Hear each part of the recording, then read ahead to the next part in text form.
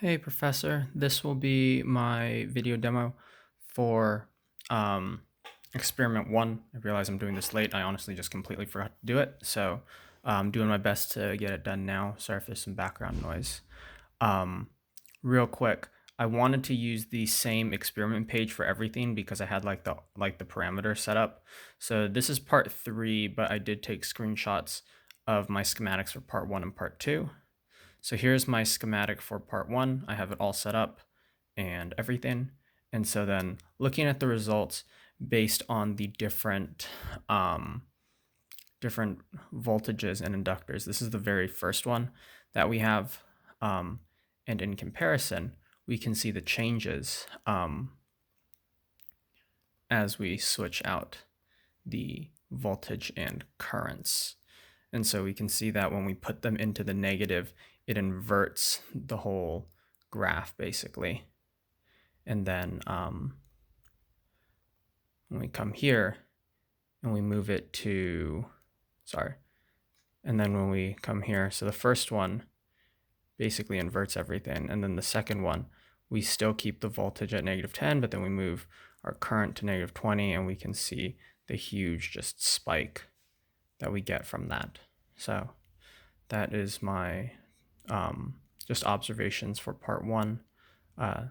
Here's my schematic for part 2. Everything is like in parallel.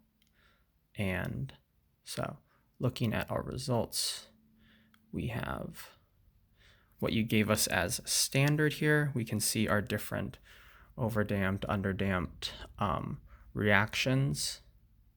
Then we come into part 2, in which we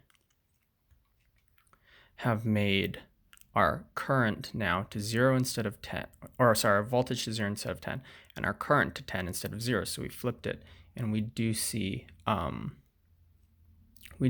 flip. We can see that they have switched. So that's good. It follows what we thought would happen.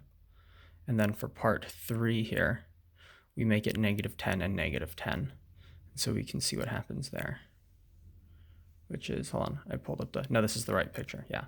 And so we can see when they're both -10, they pull those really extreme dips and dives for the overdamped, underdamped, and damped reactions.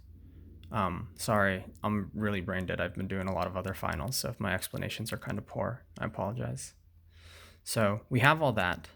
The last thing is to look at our part 3 schematic, in which we remove the resistor.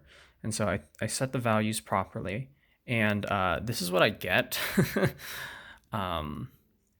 I kept the simulation parameters the same because you didn't state to change any of like the simulation properties.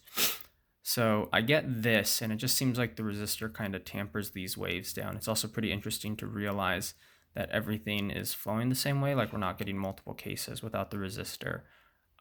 It's just this kind of sine wave back and forth. I don't really know how to answer the questions from the lab or like the pre-lab, so sorry, I don't really have too many observations in terms of like the sinusoidal wave and whatnot, but this is what I got. So yeah, I guess as this is the last video I'm turning in, and probably the first one that should have been turned in, thank you for a great semester. It's kind of rough learning online, but you provided a lot of explanations, and that was really helpful. So yeah, thank you.